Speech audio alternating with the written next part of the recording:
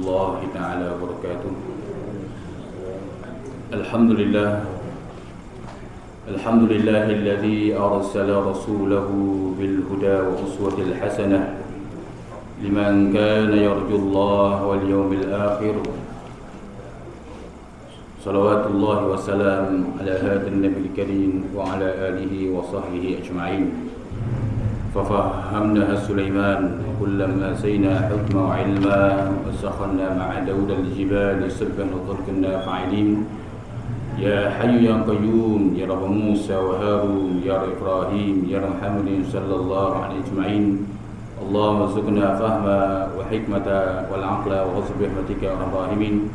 اللهم افتح علينا فتوح العارفين وارزقنا فهم النبيين والعلماء العاملين حفظ المرسلين وإمام المتقين برحمتك يا أرحم الراحمين. Alhamdulillah, syukur kita kepada Allah Subhanahu wa taala kerana pada pagi ini kita dipanjang lagi umur oleh Allah dan diberi kesihatan. Mudah-mudahan kita sentiasa di dalam rahmat Allah, dalam kasih sayang Allah, dan terpelihara daripada kejahatan balik Allah, dan begitu juga kejahatan sifat-sifat rohani yang tidak baik. Mudah-mudahan Allah Subhanahu wa taala pelihara kita akan demikian itu, dan setiap kebaikan amal ibadah yang kita mempersembahkan di hadapan Allah Subhanahu wa taala, mudah-mudahan ia menjadi amal soleh yang sangat dicintai oleh Allah Subhanahu wa taala. Jadi pada pagi ini kita sambung lagi kitab kita ini. Qala al-muallif rahimahullahu taala wa nafa'ana bi'ulumihi wa 'ulumina fid darain ya rabbal alamin. Itu pada muka surat 182. Dan lagi sangat kenyang itu menggerakkan akan syahwat kepada perempuan dan menulungi tentera iblis. Qala musannif rahimahullahu ta'ala. Dan di antara lagi perkara yang mudarat, yang apabila seseorang itu sangat kenyang, ia membawa kepada menggerak kepada syahwat kepada perempuan, yakni keinginan dia tu, keinginan hawa nafsu. Tak lari manusia, lelaki, perempuan ni tak lari. Hak yang normal, hak yang molek sungguh, hubbus syahawati minan nisa' wal banin wal qanal. Diberi kepada sifat manusia ni kasih pada perempuan, anak dan harta benda dan sebagainya, kuda yang menunggang dan sebagainya. Tapi begitu juga perempuan diberi mereka ini kasih pada laki-laki dan anak dan barang sebagainya. Itu yang Allah menyatakan sifat manusia yang sebenar. Tetapi kalau manusia menyalahi kasih pada lelaki, syahwat kepada lelaki, perempuan syahwat sesama perempuan, maka itu golongan-golongan yang dilaknat oleh Allah Subhanahu wa taala, itu kaum perempuan, iaitu kaum Lut alaihi salam, na'udzubillah min zalik. Tapi bila sangat kenyang ni dia menggerakkan, kerana dia ada kekuatan. Kalau orang puasa lemah rasa, itu, dan menolong akan tentera iblis, kerana bila makan yang melampau menyebabkan saluran darah tu itu jadi luas, menyebabkan tentera iblis jalan pergi mari. Itu yang disebut oleh iaitu ulama berkaitan dengan sangat kenyang itu. Itu hak yang halal, yang menebang, yang makan menebang. Apatah lagi hak yang haram. Dan bermula sangat kenyang itu daripada yang halal itu, permulaan daripada segala kejahatan, yakni membawa kepada berbuat kejahatan. Bertapa lagi memakan daripada yang haram. Kerana sabda Nabi sallallahu alaihi wasallam, kullu lahmin nabata min haramin fannaru aula bih. Artinya tiap-tiap daging yang tumbuh daripada memakan yang haram itu, maka api neraka itu lebih aula dengan dia. Jadi musannif Syekh Abdul Samad Al-Bani disebut dalam kitab ini, bermula sangat kenyang itu daripada yang halal, permulaan daripada segala kejahatan. seseorang itu makan benda yang halal pun, tapi kalau menebeng, maksud halalnya dimakan menebeng, ia membawa kepada permulaan daripada segala kejahatan. Sebab apa? Kalau dia makan menebeng kenyang, nak nyamu pun payah, dia itu sesak nafas rasa tu, maka dia sudah tentu dia akan meninggalkan ibadah pada Allah. Dia akan membuat perkara yang disukai oleh nafsu mereka. Ini disebab makanan itu adalah permulaan, iaitu awalul syarr, iaitu permulaan segala kejahatan. Yakni ia membawa kepada kejahatan. Nak buat itu ataupun dah buat kejahatan, dia buat pekerjaan sia-sia, malah buat ibadah, malah zikrullah, malah macam-macam lagi. Ini berpunca daripada kejahatan pada makanan itu. Itu bentuk rohani. Bentuk rohani. Kalau bentuk jasmani pula, macam-macam lah, membawa penyakit itu, penyakit ini, penyakit itu, asbab musabab tu. Sebab berpunca daripada makanan. Kerana segala penyakit itu punca daripada makanan, asbab musabab. Yang nak kena juga itu yang Allah Subhanahu Wa Taala. Kita disuruh berjaga-jaga tentang kesihatan tubuh badan kita, tetapi jangan terlampau menjaga, sehingga iaitu buang habis perkara-perkara yang baik. Sepatutnya dimakan juga sikit orang makan. Ni tu terlalu jaga, ada boleh juga. Kerana dan perjagaan itu, kata ulama, melebihi ibadah pada Allah, ada boleh.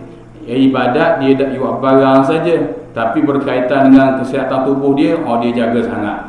Tak boleh juga. Hak yang naknya kesihatan tubuh dia jaga, dan begitu juga berkaitan dengan ibadah, lebih-lebih lagi dia jaga. Itu yang disebut oleh Allah Subhanahu Wa Taala. Bahkan Imam Subaqi dan Sabaqiyahnya pun ada sebut.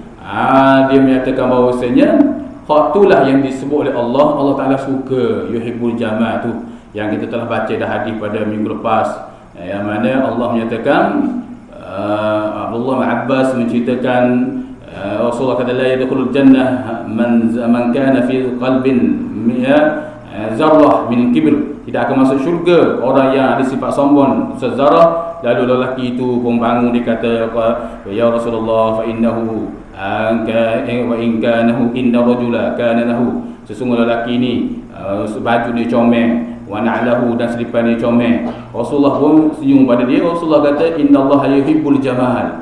Allah itu cantik, yuhibbul jamal, dia kasih pada barang cantik. Jadi Allah itu cantik, dia kasih pada barang yang cantik.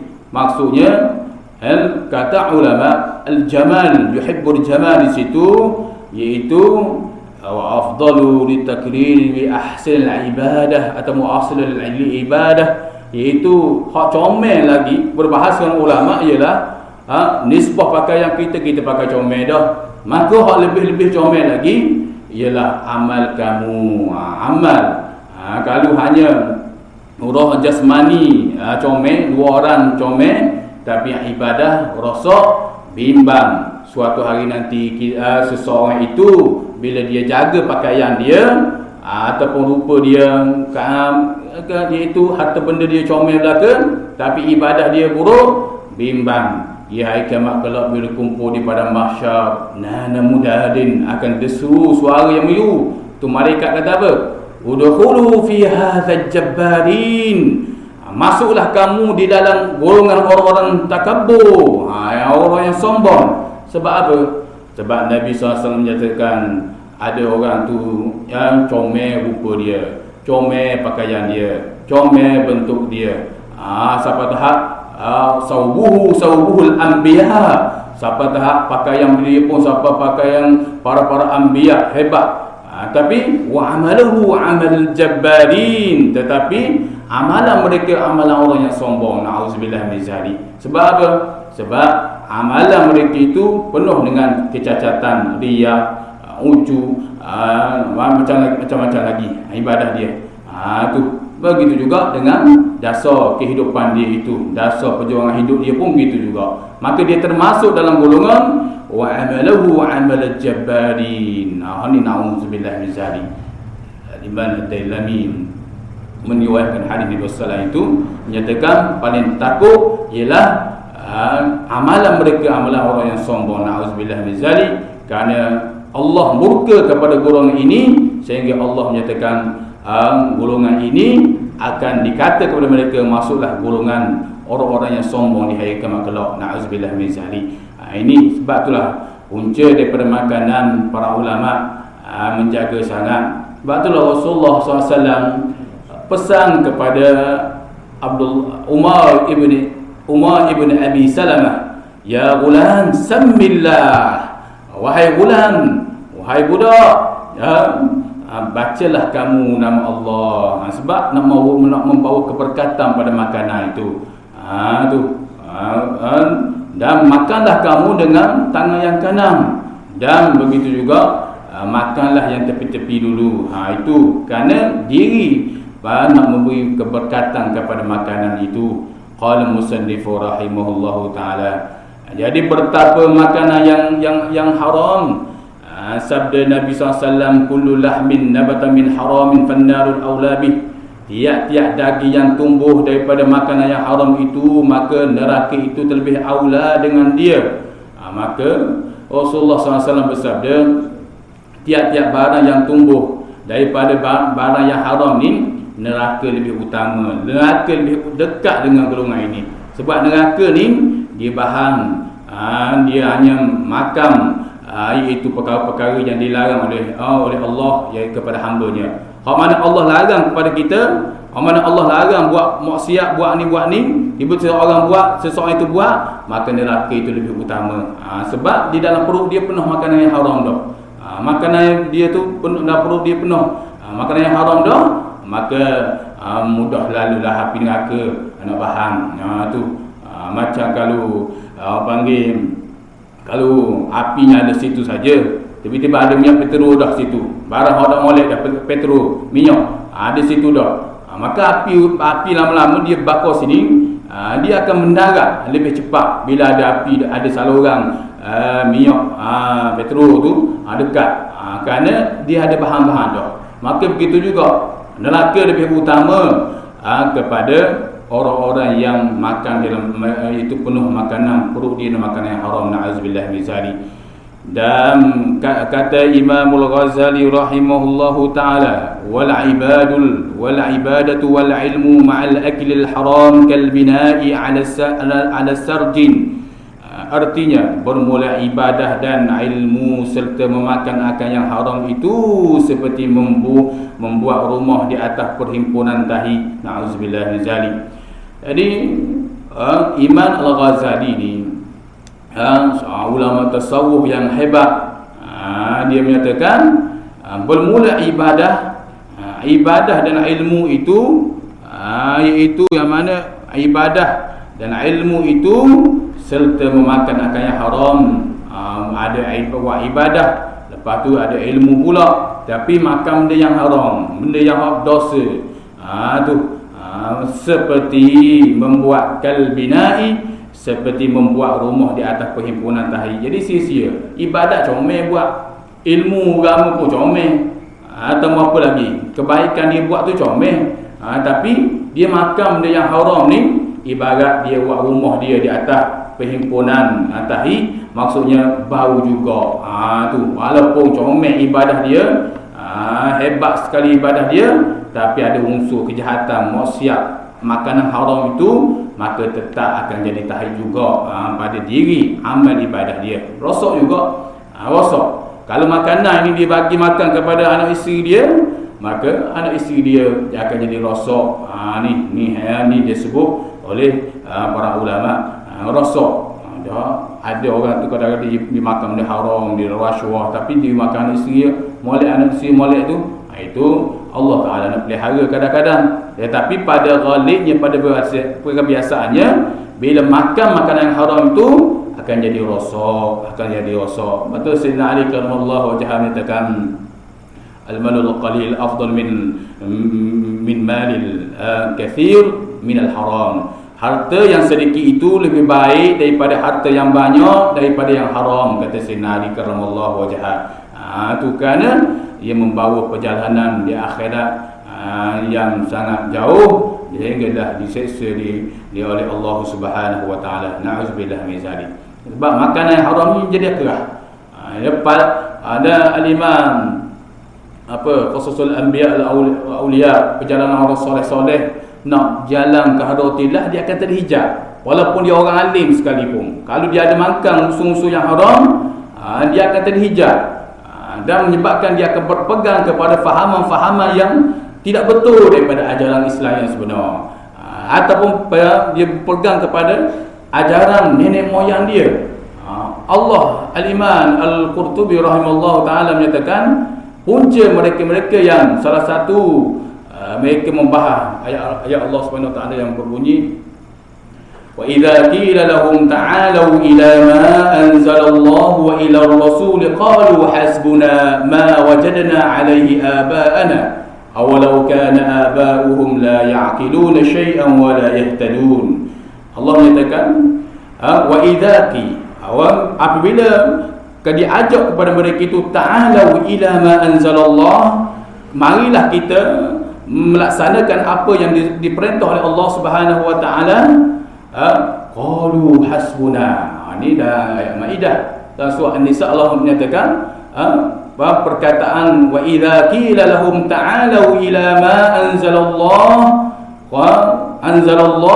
wa ila ar-rasul li ra'aital munafiqina yasudduna 'anka sududa. Itu kejahatan manusia. Apabila kamu ajak untuk berhukum melaksanakan segala perintah Allah, mu tengok orang-orang munafik akan menghalangi kamu dengan sekerah-kerahnya. Itulah surah An-Nisa. Dalam surah Al-Maidah pula berkaitan dengan makanan juga, di setengah perbahasan ulama mufassirin, wa iza qila lahum ta'alu ila ma anzalallahu wa ila ar-rasul qalu hasbuna ma wajadna alayhi aba'ana awalau kana aba'uhum la ya'qiluna shay'an wa la yahtadun. Yang mana Allah menyatakan bila kamu ajak mereka itu untuk melaksanakan segala perintah Allah, aturan Allah,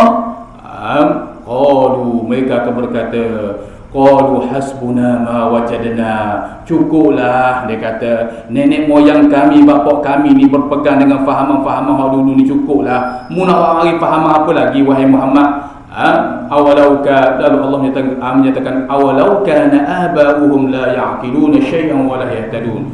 Adakah mereka mengikut nenek moyang mereka ini sedangkan mereka ini tidak ketahui dan mereka itu sudah menyesal, diazab oleh Allah wa hum la yahtadun, dan tidak memberi petunjuk oleh Allah Subhanahu wa taala. Jadi setengah para ulama menyatakan apabila kerasnya hati seseorang, salah satu punca daripada makanan yang haram, salah satunya ulama letak juga. Lain banyak lagi ulama bahas fahaman kerana kejam, kerana keras hati ni tak boleh terima ajaran sebenar ni, nampak kebenaran jelas dah, nampak kebatilan jelas dah, tapi menolak kebenaran dan membenarkan kebatilan jelas dah. Tapi punca salah satu daripada makanan ini ialah hati jadi keras. Hati jadi keras bila mereka tak ada hujah, mereka menggunakan saya ikut hak mana hak ayah bapak saya, nenek saya, tok saya dulu berpegang. Dia ajaran begini, dia saluran begini, jadi saya ikut dia lah. Dia pesan pada saya, mu jangan lari daripada hak yang ajaran itu, ajaran kita ni. Walaupun salah sekalipun, mereka akan berpegang daripada pemahaman itu. Sebab apa? Sebab hati mereka keras. Na'udzubillah min zalik. Bukan seorang jawab, qalu hasbuna, ramai mereka itu jawab. Golongan orang kafir munafik Mekah ketika itu, dia jawab ramai. Dia kata kami berpegang kepada ajaran nenek moyang kami. Kami tetap sokong pada sokongan ajaran nenek moyang kami. Mu nak bagi faham apa wahai Muhammad? Wahai Nabi Muhammad. Tengok, itu salah satu para ulama mufassirin, para ulama tafsir, dia membahas juga berkaitan dengan hadis kullul lahmin nabata min haramin fannaru aula bih. Tiap-tiap daging yang tumbuh di mana makanan yang haram, maka neraka itu lebih utama. Neraka lebih utama satu hal, tetapi hati yang keras, na'udzubillah min zalik. Itu bahaya, na'udzubillah min zalik. Sebab itulah setiap kita makan mestilah kerana Allah Subhanahu wa taala. Niat al-Imam An-Nawawi menyatakan setiap kita ambil makanan tu, kita niat selalu, ya Allah, aku makan ni untuk menguatkan ibadah kepada Allah Subhanahu wa taala. Walaupun kita buat urusan dunia, kita tak sebut ya Allah minta iaitu aku makan ni untuk aku bekerja sana sini. Tu ulama dah ajar begitu. Tapi ulama ajar bila kamu makan, sentuh saja makanan, hendaklah kamu sebut dalam hati kamu, ya Allah, aku niat ni, aku makan ni kerana untuk menguat tulang belakangku untuk beribadah kepada kamu. Tengok, itu ulama ajar. Sebab apa? Sebab makanan itu dia mencorak bentuk akhlak syakhsiyah seseorang itu, amal ibadah itu kepada Allah Subhanahu wa taala. Itu yang disebut oleh para ulama berkaitan dengan hadis Nabi sallallahu alaihi wasallam. Qala musannif rahimahullahu taala wa nafa'ana bi'ulumihi wa 'ulumina fid darain ya rabbal alamin. Adapun farah itu, maka engkau pelihara akan dia daripada tiap-tiap yang diharam akan dia oleh Allah, dan jadilah diri kamu itu seperti yang dikata oleh Allah Subhanahu wa taala dalam Al-Quran dengan firman-Nya, walladzina hum li furujihim hafizun illa ala azwajihim aw ma malakat aymanuhum fa innahum ghairu malumin. Artinya, dan mereka yang memelihara akan faras, iaitu kamaluan mereka itu, melainkan atas isteri mereka itu, atau kehendak mereka itu, maka bahawasanya mereka itu tiada dicela oleh syarak. Allah menyatakan, jadi kita masuk pula pada bab iaitu furuj, iaitu kamaluan. Hendaklah engkau pelihara barang yang diharam oleh Allah. Allah menyatakan mereka itu yang memelihara mereka itu akan kemaluan mereka daripada barang yang tidak diridai oleh Allah, melainkan di atas diri mereka yang halal. Ayat itu disebut oleh Allah Subhanahu wa taala. Atau barang yang dikehendaki mereka itu atas jalan halal, maka bahawasanya mereka itu tiada dicela oleh syarak. Tak ada hak gini, tak dicela oleh Allah Subhanahu wa taala. Sebab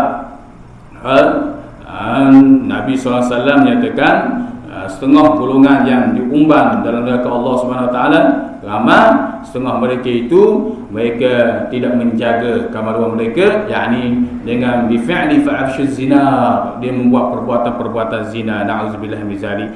Qala musannif rahimahullahu taala, syahdanun, maka tiada kuasa memelihara farah itu, yakni kemaluan itu, melainkan dengan memelihara 4 perkara. Iman Ghazali menyatakan syahdanun, tambahan kata, maka bermula tiada kuasa untuk memelihara kamaluan itu, farah itu, iaitu memelihara 4 perkara. Kena jaga 4 perkara, kata Imam Ghazali. Pertama, memelihara mata daripada melihat perempuan yang halat. Yang halat ni panggil yang asing lah. Yang asing maknanya yang boleh nikah. Atau perempuan yang lelaki yang boleh, yang halal, iaitu yang boleh menikah, yang sah nikah. Tu tak boleh lihat. Pertama tak boleh lihat perempuan yang halal, maksudnya dengan syahwat. Tak boleh tengok dengan syahwat, tak boleh. Tu kau tengok untuk jual beli, senyum antara satu sama lain, itu tak ada masalah. Ataupun tidak penuh orang yang di bawah ataupun orang anak buah pada kita. Tapi kita tengok perempuan, kita senyum kepada perempuan bukan dengan syahwat, itu perbahasan ulama Al-Rafi'i menyatakan tak jadi masalah begitu. Tu tak masalah, tapi hak ni tengok dengan penuh syahwat. Kata Imam Al-Ghazali rahimahullahu taala di dalam kitab Ihya Ulumuddin, man lam yahfaz 'ainahu lam yahfaz dzakarahu, wa man lam yaqdir 'ala ghaddil basari lam yaqdir 'ala al-hifz al-dini wa zina al-'aini min al-kaba'il saghairil muaddi ila zinadil farji. Artinya, kata Imam Al-Ghazali rahimahullah ta'ala, barang siapa tiada memelihara akan matanya, nescaya tiada dapat ia memelihara zakatnya. Barang siapa tiada kuasa atas memenjangkan matanya, nescaya tiada kuasa ia atas memelihara akan agamanya. Bermula zina mati itu iaitu daripada sebesar-besar dosa kecil yang membawa kepada zina faraj, iaitu zina iaitu kemaluan. Bermula Imam Ghazali menyatakan, barang siapa tiada memelihara akan matanya, mata tak pelihara, tengok benda-benda yang tidak baik, benda yang mengundang kepada syahwat, tengok perkara yang mengundang kepada syahwat, nescaya tiada dapat ia memelihara zakatnya. Bila tak boleh jaga mata, dia tak akan dapat tak akan dapat memelihara zakatnya, yakni kemaluan dia. Sebab apa? Sebab pandangan mata itu dia turun ke hati, dia turun kepada zakat. Itu yang disusung oleh Imam Al-Ghazali rahimahullahu ta'ala. Tak boleh nescaya berambang siapa tiada kuasa memejang akan matanya, nescaya tiada kuasa ia akan memelihara akan agamanya. Apa maksud? Yakni kalau dia tak mampu, dia kuasa untuk kejam tutup mata dia ni daripada perkara-perkara yang diharam. Maksud pejam ni yang diharam, bukan maksud kejam mata, tengok puan kejam mata selalu hati api, bukan begitu. Maksud di sini iaitu bukan dengan syahwat. Maka barang siapa tiada kuasa memejamkan matanya, tak kuasa duk mata duk tengok benda-benda yang penuh dengan syahwat, membakit nafsu dia ni, nescaya tiada kuasa untuk ia memelihara agamanya. Apa maksud tiada kuasa? Untuk nak melaksanakan ibadah jadi lemah. Macam mana agama nak hidup? Sedangkan agama Islam itu hidup dengan keimanan. Diberi petunjuk seseorang itu dengan keimanan, maka subur keimanan itu bi'amali salih, dengan mengerjakan amal soleh. Keimanan kita ni subur ni menyebabkan agama kita jadi kuat, disebabkan kita ni buat suatu ibadah amal soleh. Maka keimanan tasdiqul mutlaqan billahi azza wa jalla, tasdik kebenaran dalam hati kita jadi benar, menyebabkan agama kita comel. Agama hak Islam ni hak barang comel dah agama ni. Maka kita yang nak menupang agama Islam ni supaya kemah pada diri kita, maka dia kena jaga perkara-perkara yang meruntuhkan agama. Iaitu meruntuh agama itu salah satunya tidak kuasa memejam mata daripada perkara yang haram, kerana dia mengganggu ibadah. Bila ganggu ibadah, maka agama jadi sakit. Itu yang disebut oleh ulama. Bermula zina mata itu iaitu sebesar-besar dosa kecil yang membawa kepada zina faraj. Kerana zina mata ni, zina mata itulah sebesar-besar dosa, dosa kecil yang mula-mula tengok dia akhir sekali yang mengundang kepada zina. Na'udzubillah min zalik. Patulah setengah kajian dalam negara hari ni, dia buat kajian iaitu sebab apa ramai orang faham berzina ni. Setengah dia kata dia tuntut video-video yang lucah, video yang tidak baik, yang keji, yang dilaknat oleh Allah Subhanahu Wa Taala. Dia tengok video-video lucah begitu, menyebabkan dia turun kepada ni kamaluan nak berzina ni. Baru-baru ni ada hamba Allah, seorang hamba Allah tu, dia mengadu, dia suruh saya solat ajak lah untuk dia. Dia buat kerja, dia kerja sedap, dia kaki tangan kajang hebat. Dia dah kahwin, dia kan lelaki ni, dia dah kahwin. Dia dah kahwin, tapi dia minta air. Saya dah reti juga buat air, tak pandai. Dia menyatakan tak boleh nak buang ni tontonan video lucah ni, tak boleh. Sehingga dia menyatakan dia dengan isteri dia kadang-kadang lihat sekali video lucah tu. Na'udzubillah min zalik. Tu tengok. Sebab dari dulu dan menyebabkan dia menyatakan dia ada apa dosa dia dah nak taubat ni, dia kadang-kadang dia ada juga berzina dengan akan sejabat dia ni. Dia kata tak boleh, dan kena tengok juga video tu. Nauzubillah min zalik. Tu tengok. Sebab daripada video itulah para ulama penggaji menyatakan, iaitu disebabkan video itu mereka pergi kepada zina besar, itu zina menjatuhkan maruah, zina faras. Nauzubillah min zalik. Tu siang tengok dia pucat muka dia, kerana dia termasuk dalam golongan itu dah. Golongan orang panggil nak buang payah dah. Jadi ketagihan, suatu ketagihan. Nauzubillah. Tu dia minta solat ajak supaya dia dapat buang gini. Tu orang kerja comel, tak masalah. Pembelajarannya pun pengajiannya pun comel. Tu kerja di jabatan, sebuah kejabatan itu comel. Tapi ni punca daripada mata. Sebab itulah hari ni kalau kita lihat di belah-belah barat, belah-belah barat Eropah ke ataupun belah Asia, Jepun dan sebagainya, mereka tu generasi mereka semakin rosak. Sebab apa? Mereka masyhur dengan video-video yang begini. Maka betul yang disebut oleh Rasulullah SAW, zina mata ini dia membawa kepada maksiat besar, menjatuhkan maruah, iaitu zina farah. Nauzubillah min zalik. Kedua, memelihara, yakni tidak dapat memeliharakan kemaluan itu melainkan memelihara 4 perkara. Kedua, memelihara akan perut daripada memakan yang syubhat. Tak boleh bila makan benda yang haram ni, benda haram molek, jadi nak buat maksiat lah. Begitu juga sebuah perbadanan syarikat dia buat kajian juga. Dia kata punca yang tentang halal lah, iaitu tentang banyak rosak golongan-golongan generasi hari ni, disebabkan zina, banyak lagi apa-apa lagi maksiat, lawan ibu bapa dan sebagainya. Banyak lagi lah maksiat ni. Di antaranya sebab makanan tu, makanan bermacam-macam makanan. Tak cara hak halal ke, hak haram ke, pakai tibam lah ke.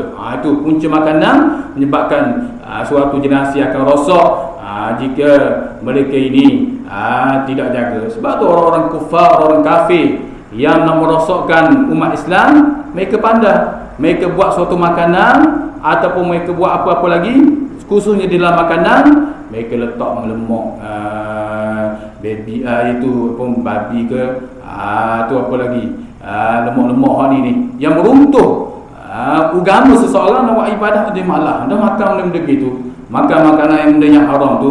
Mereka tahu kelemahan, mereka tahu, mereka baca. Orang-orang belah Eropah, orang kafir khususnya yang nak mengutuhkan agama Allah, mereka ni dibuat kajian, dia hafal 30 juzuk, dia hafal 30 juzuk Al-Quran, dan dia mengaji kitab-kitab Arab ni. Dia tahu kelemahan tamadun Islam ni, umat manusia salah satunya punca daripada makanan. Dan dia sangat kagum apabila seorang syabab, seorang pemuda yang sangat jaga tentang makanan. Kerana makanan ni dia menjadi saham besar kepada perubahan pada diri seseorang. Itu kata para ulama. Dan ketiga, ayat itu lakuh ni. Kedua, memelihara akan hati daripada memikir akan perempuan. Jadi yang kedua tak ni ialah memelihara hati daripada memikir perempuan. Itu yang halal. Bila makan, bila dia nak jaga kemaluan dia ni, dia yang pertama dia kena pelihara mata dia daripada melihat perempuan yang halal, yang boleh menikah. Yang kedua, memelihara hati daripada memikir perempuan yang halal. Tak usah fikir perempuan ni fikir puang gini, fikir lelaki gini-gini, menyebabkan timbul kepada zina. Nauzubillah. Ketiga, memelihara akan perut daripada memakan yang syubhat. Baru yang ketiga.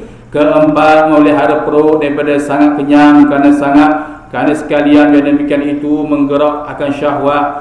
Jadi yang keempat kata Imam Al-Ghazali, iaitu tak dapat tidak mungkin jaga 4 perkara ini. Yang keempat, memelihara perut daripada sangat kenyang, kerana demikian itu menggerakkan syahwat. Itu banyak kalau kita tengok dalam kitab-kitab ulama-ulama yang muktabar yang jaga sungguh.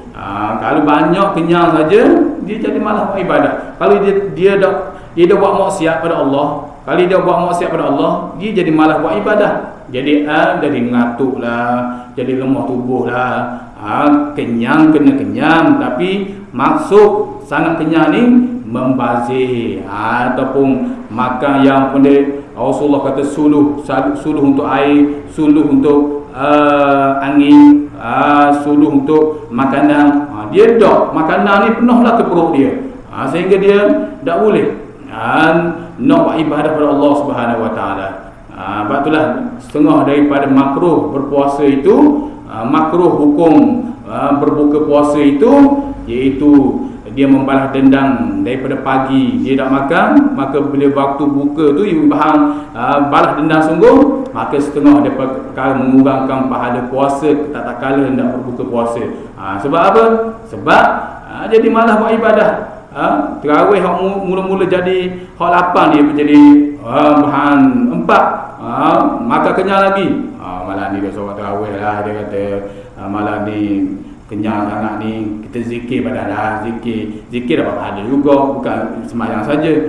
Tu jadi orang panggil jadi apa iman ni, Tuan Imam Ibn Rajab alhamdulillah ma'rifahnya disebut bahawasanya hak yang paling ketara, dia bila seorang tu makan yang melampau, mulut dia boleh gerak lagi, kata ulama, walaupun kesan daripada makanan yang banyak itu jadi malas nak berzikir, tapi hak paling besar lidha'fil lil jawarih, dia melemahkan segala anggota jawarih. Anggota jawarih ni tangan, kaki, ni tubuh badan kita ni jawarih nak mempersembahkan ibadah pada Allah, jadi lemah. Ini punca daripada makanan yang sangat kenyang, itu yang disebut oleh Al-Imam Ibn Rajab Al-Hambali rahimahullah ta'ala. Ini kesan daripada makanan yang melampau. Tambah sekali hak paling mudarat ialah dia jadi lemah segala anggota yang 7 yang disebut oleh ulama Ibn Rajab Al-Hambali.